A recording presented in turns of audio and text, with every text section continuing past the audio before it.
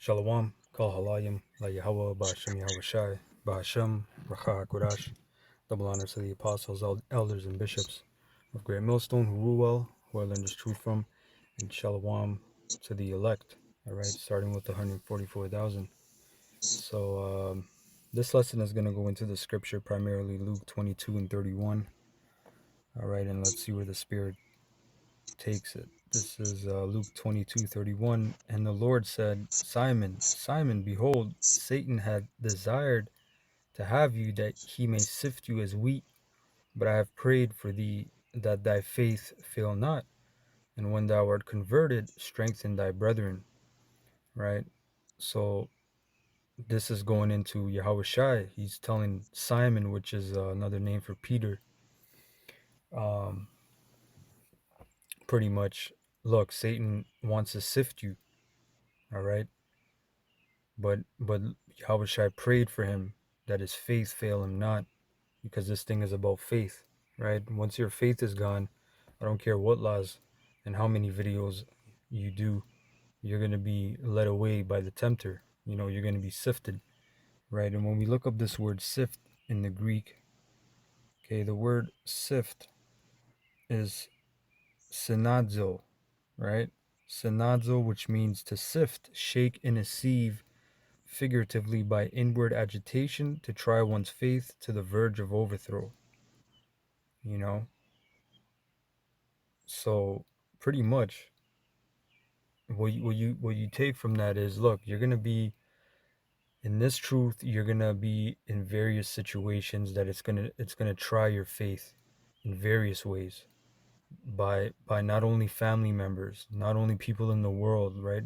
Like how we brothers always tell you brothers about, you're gonna be, you young brothers, you're gonna be tempted, you're gonna be tested by your family members, by co-workers and all that. But this thing even goes deeper, man. Once you start coming up, you're gonna have agitations within the body. As Paul said, you have schisms in the body, right? So not everyone's gonna get along, you know. Personalities clash, spirits clash, right? That's just how it goes. You know, as they say in boxing, styles make fights. You know, so you're gonna have different personalities and spirits in a camp, and things gotta run smooth, right? The wheels gotta turn, all right. But you're gonna have those times where it's an inward agitation, and I'm gonna get this word agitation. Agitate is a verb 1580s, to disturb, right? From Latin agitatus, past participle of agitar, to put in constant or violent motion, drive onward, impel. Frequentative of agir, to set in motion, drive forward. So agitation is not a bad thing. It can be, right? Because we read in the blue letter, it says to the verge of overthrow, you know, and the book of Corinthians, I believe 2 Corinthians says, the Lord hath not tempted thee above that which thou can handle. Pretty much, I'm roughly paraphrasing. Pretty much, the Lord doesn't try you above the measure you can be tried, unless it's an overthrow, unless the Most High is getting ready to take you out. So to set in motion for what? To make you better, man. You know, like I said, you're gonna have men in this truth where a man might agitate you just by whatever it is he might be doing. He might be speaking a certain way, he might say certain things, and some of those things have to get ironed out. You might have to speak to the brother, but other times it's just how the brother is, man. You can't do anything about it, and it'll piss you off. You might be pissed off at camp. Those times you gotta make yourself better. Pray to the Lord that he may guide you, that he may correct your spirit, or maybe correct that brother's spirit. Pray for that brother. That's another thing, man. Some guys don't pray for brothers. Pray for that brother. Pray for a brother that you're having an issue with. Pray for yourself that everything is all right with you. You're not angry with your brother. If you're secretly angry with your brother, you're pretty much a murderer, man. You know, you're in that spirit of Cain. How are you going to be angry with, yeah, I love you, how about Shimmy Shai, but I'm angry with my brother? Nah, man. You know, that's coming in that spirit of Antichrist. So to set in motion, that's a good thing, to drive, right? Figuratively, to incite to action. keep in movement, to stir up. You might be, you might be, um, uh, what's that word? Sedentary, still in mud, in filth, in a swamp. Lord stirring you up. No, no, no. You gotta be rivers of living water. You gotta be a river. You gotta flow, baby, like Bruce Lee, right? You gotta be like water. You gotta flow. You put water into a cup, it becomes the cup. You put water into a bottle, it becomes the bottle. You know? So that's how you gotta be, man. Whatever situation the Lord puts you in, hey, that's just what I'm in. And I can tell you from personal experience, man, you know, you're going through hell in your life and things ain't going right of what you expect things to be and how you expect to be at the age you are. You want things for yourself. You want more, which is there's nothing wrong as a man to want more, but you gotta take it in perspective, man. Where are you? You're a prisoner. You're the exile captive. First of all, we're exiles. We're not in our land. We don't have a land. As the book of Hebrews 13:14 says, we have no continuing city, a country, but we look for one to come, right? So we're exile and we're captives until Yahushai comes back. So you gotta, hey, take it on the fucking chin, man. What are you gonna do? When you're in prison, what are you gonna do? What are you gonna do? You're gonna stir shit up, go in solitary, get tear gas, get beaten by billy clubs, you know? You're gonna lift weights. You're gonna read. You're gonna, do your thing, man. Make the time pass in a righteous way. Same thing in this truth, man. We're prisoners, bro. So to agitate is not a bad thing necessarily. It's to stir you up in a righteous way. Now it might be to stir you up in a wicked way as well, to sift you out. The apostles on down. We always talk about sifting, right? The apostles, bishops, elders on down. The brothers. We always talk about sifting, man. Right? That's sifting. See, so it says to stir up, from PIE, ag, to drive, draw out, or forth, right? And draw out, for me, when I read that, it made me think of the word education, meaning to bring forth, to bring out, to draw from within, to move. So hey, you got to be busy in this truth. You got to move. So sometimes you're sedentary, man. You're just in your filth and you're just having all kinds of thoughts, and now the Lord's shaking you up, man. Things are happening in this truth, in this ministry. You're seeing the bug outs come out, spewing their madness, you know, the false prophets and all that. So back here, yeah. So to pretty much, to try one's faith to the verge of overthrow, and that's why Yahushua said, "I pray that thy faith fail thee not," right? That thy faith fail not, and when thou art converted, right? Strengthen thy brethren. In the NLT, it says, "But I've pleaded in prayer for you, Simon, that your faith should not fail. So when you have repented and turned to me again, strengthen your brothers." You're going to go through shit. You're going to go off. You're going to get rebuked, admonished, maybe suspended. You know, things are going to happen. Brothers are going to talk rough to you. It's not going to feel nice. You're going to get agitated. You're going to get stirred up in the spirit. But which way are you going to go? Are you going to say, fuck this? These guys, man, fuck these guys. They're always picking on me. I'm always in counsel. I'm always, nah, bro. You gotta say, look, the Most High is stirring up the spirit for me to go more so in the righteous path. Because clearly I've been too sedentary. I've been too still.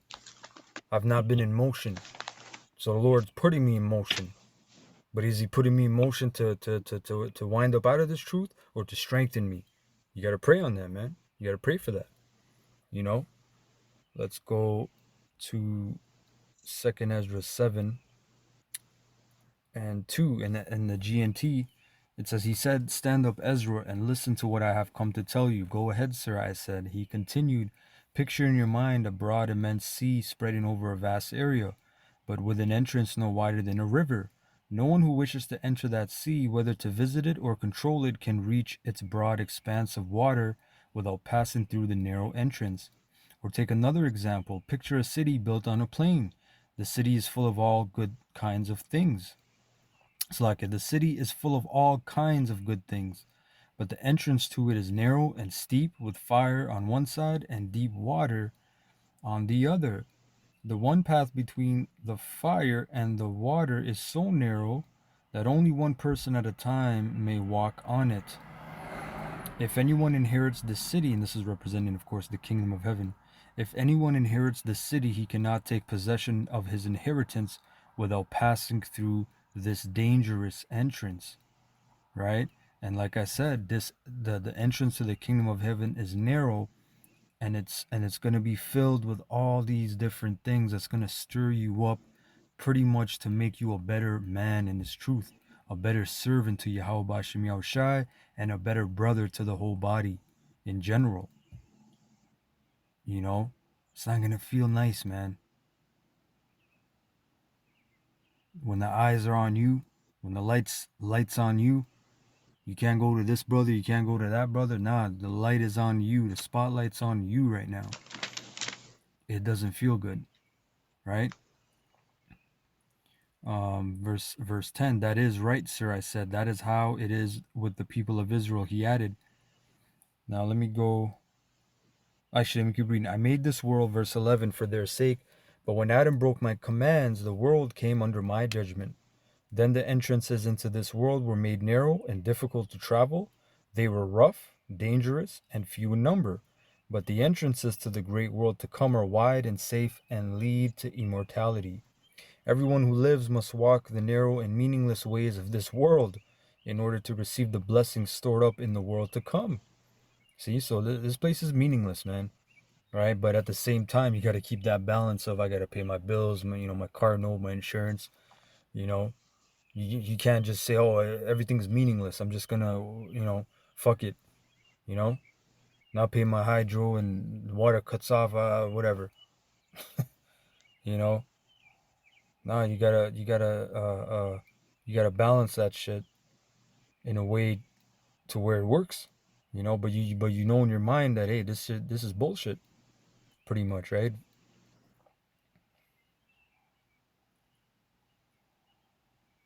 Let me jump down because this is a good chapter, but I want to get a point.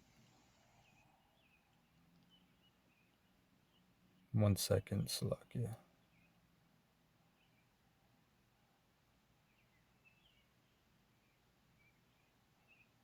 Bear with me 1 second.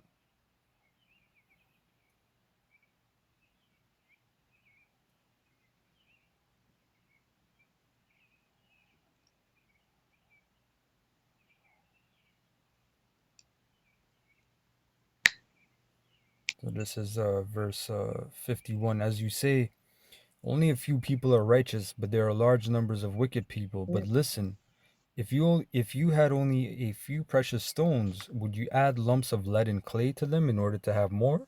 Surely no one would do that, sir, I answered. Take another illustration, he continued. The earth itself will give you an answer if you humbly ask it, whether it produces more gold, silver, copper, iron, lead, or clay. There is more silver than gold, more copper than silver, more iron than copper, more lead than iron, and more clay than lead. So judge for yourself which are more desirable and valuable, common things or rare things. I answered, Lord and Master, the common things are cheap. It is the rare things that are valuable. All right, he replied, so draw the logical conclusion. The person who has what is scarce has more reason to be pleased than the person who has what is plentiful. So hey, that what ties into that is I know that thou art poor, but thou art rich. I know that poverty, but thou art rich. In the book of Revelation, when Yahweh said that. So we got to be happy we got these things. We have the precious things, man. We got the precious treasures of the Lord. All right. Verse 60, it's the same with the judgment that I have promised. I will be pleased with the few who will be saved because they are the ones who now praise and honor me and make my name known. I will not be sad about the large number of people who will be lost because even now they last no longer than a vapor. They disappear like fire and smoke. They catch fire, blaze up, and quickly go out. Then I said to the earth, look at what you have done when you gave birth to the rest of the creation, you gave birth to reason. It would have been better if you had never been created. Hold on, that was pretty much it on that. Now, I wanted to get one verse in that chapter that's only in the KJV, verse 54. It says, "For we have walked in unpleasant places, man." You know, and that's the whole condition. Hey, that there's another scripture that says this is the condition of the battle. I don't know if this is the same chapter, but pretty much.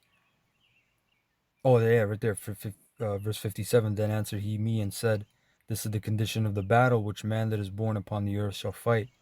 You know, so hey, we're in a condition, man. We're in these bodies that are. It's a low position. It's a low estate. We're giving up to our impulses, man. To this flesh, to the lust of the flesh. The flesh always wants more and more. The flesh always wants you to feed it. You know, that's why when you fast, it's complaining, man. It's at first it's hard, right? Because the flesh is saying, "What the fuck's going on? I'm used to eating and drinking and delighting and being merry and joyful. This shit is sad, you know." But that's why it's so good to fast, man. So part of that unpleasant is in this truth being bitter. And when you really look at that micro, that when you really scope it out in detail, it's gonna really agitate you within the brotherhood as well, man. That's my main point on this lesson. You know, let's go to the book of Amos about Sift, Amos 9. You know, like I said, man, this is not a cakewalk in the least bit. This is a very serious thing. You know, it's not just the people in the world that are demons and your family and whoever the hell else, your coworker, the cop that pulled you over or whatever. You know, it's brothers in the truth. You have to, hey, you got to get along to the best of your ability. You got to, first of all, you got to love the brotherhood. You got to love the brothers, man. You know, Yahushua said the all the laws can be fulfilled in these two: love the Most High with all your heart and love your brother, love your neighbor. You know, so if you're out here secretly angry with your brother, and like I said, you don't need to get along with the brother. You don't need to be buddy buddy with a brother. Nowhere does it say, you got to be super tight with a guy to get salvation, but you do got to respect him. If you have a problem with him, you better tell him one on one. If that don't work out, get 2 or 3 witnesses. If that don't work out, get the church. Right? There's a process. There's a due process, man. That man might be of the elect. That man might be Ezekiel. That man might be Judah. That man might be whoever. You don't know who that man is, right? Point is, that man might be the Most High's man. you know, so hey, you know what I mean? Like I said, there's forward brothers. There's brothers that are so-called nice. I'll use that word, even though I don't like, it's a stupid word. The word means stupid. Um, I just mean a very courteous brother, soft-spoken, so to speak. And then there's other brothers that are more rougher. They'll say, hey, you're on some bullshit, bro. Well, why is he talking to me like that? I don't like how he's talking to me. Right? That's that agitation. That's that stirring up. Hey, you're a bitch ass. You're in the spirit of a bitch ass. You got to get stirred up. Put it in drive, man. You know, put it in drive. Put it in fifth gear. You know, Amos 9:9. For lo, I will command and I will sift the house of Israel among all nations, like as corn is sifted in a sieve. Yet shall not the least grain fall upon the earth. Right, and when we look up this word sift in the Hebrew, the word is nawai, which means to quiver, totter, shake, reel, stagger, wander, move, sift, make move, wave, waver, tremble. So it's not nice. It don't sound nice. It's like you're sleeping and your bed starts shaking, or someone starts shaking you. Wake up! Oh, what's going on? Right? Because sometimes you need that. A lot of times you need that in this truth.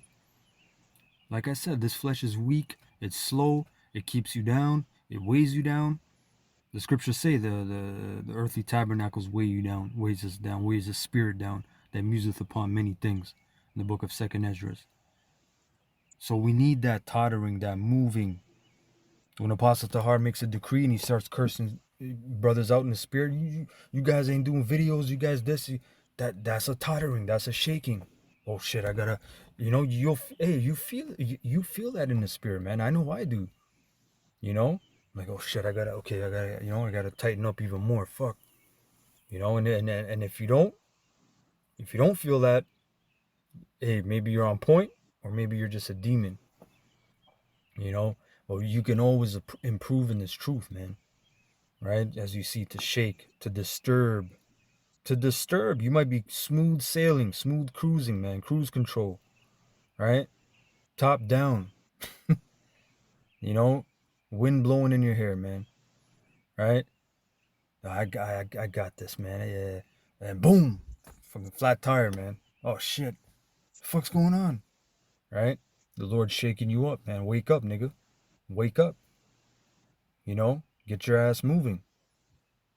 You might be doing the videos, doing this, doing that, but you and a brother got some static, as they say in the world. You got some static. There's an uneasiness or whatever the case is, man. Settle that shit. You know, settle that shit, man. Don't be a bitch ass. You know, don't hold it in.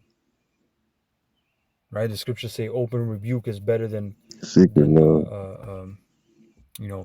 pretty much keeping in hatred, so to speak. I'm roughly paraphrasing. How good is it when you're rebuked, when you're reproved? You know, and a lot of times, man, a lot of shit's just in brothers' heads, man.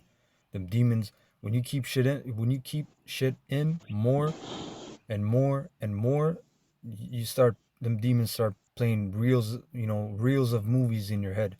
It start playing movies in your damn head about the brother, how he's wicked, and oh, this is having all these thoughts, and then them thoughts are entering your mind, and you're now rebuking them thoughts, and then those thoughts actually set in, and now you're thinking about it, and every time you see that brother, you salute him, you're looking at him sideways, bro. That's off. So the Lord is shaking up a lot of men. He's sifting.